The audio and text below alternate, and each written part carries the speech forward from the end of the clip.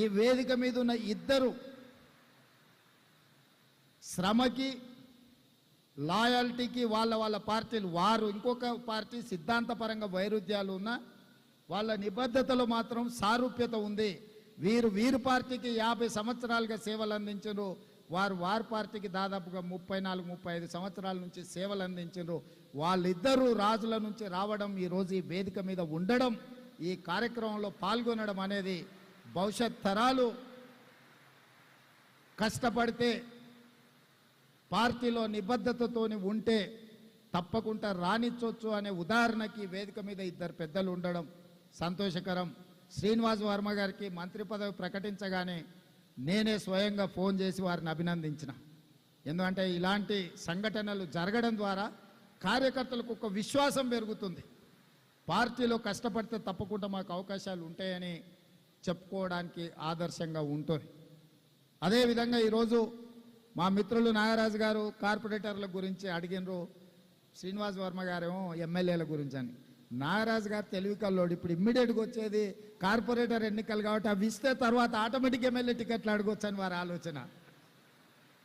ఎందుకంటే ఎమ్మెల్యే ఎన్నికలు చాలా దూరం ఉన్నాయి, ఇమ్మీడియట్గా సంవత్సరం తిరిగే లోపల కార్పొరేటర్ ఎన్నికలు ఉన్నాయి.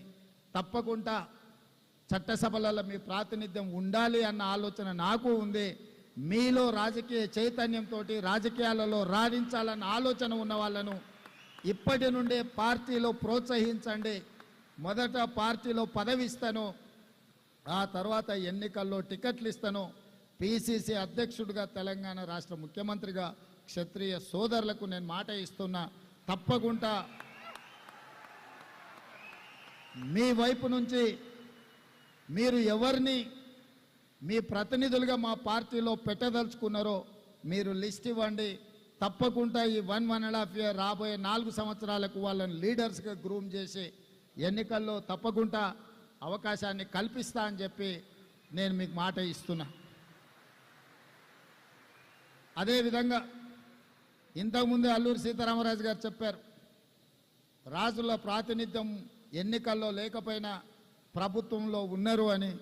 శ్రీనివాసరాజు గారు టీటీడీ ఈవోగా అత్యంత సుదీర్ఘకాలం 8.5 సంవత్సరాలు మచ్చ లేకుండా అక్కడ పనిచేసి వారి పనితనానికి మీ సామాజిక వర్గానికి ఒక మంచి పేరు తీసుకొచ్చిండు.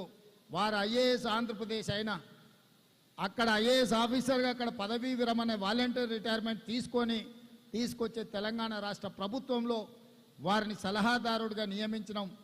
మీ తరఫున తెలంగాణ ప్రభుత్వంలో శ్రీనివాసరాజు గారు ప్రతినిధిగా ఉంటారు. మీకేమైనా అంశాలు ఉంటే నన్ను చేరాలి అని అంటే ప్రభుత్వం తరఫున అధికారిగా సలహాదారుడుగా శ్రీనివాసరాజు గారు ఉంటారు. ప్రజాప్రతినిధిగా మాకు పెద్దగా బోస్రాజు గారు ఉంటారు. బోస్రాజు గారి అబ్బాయి రవిరాజ్ తెలిసి ఉండొచ్చు, ఒకవేళ వారు మంత్రిగా అక్కడ బిజీగా ఉన్న రవి ఉంటాడు. రవి నాకు మంచి మిత్రుడు, వారి ద్వారా అయినా నా దగ్గరికి చేరవచ్చు. అదేవిధంగా ఈరోజు యంగ్ ఇండియా స్కిల్ యూనివర్సిటీ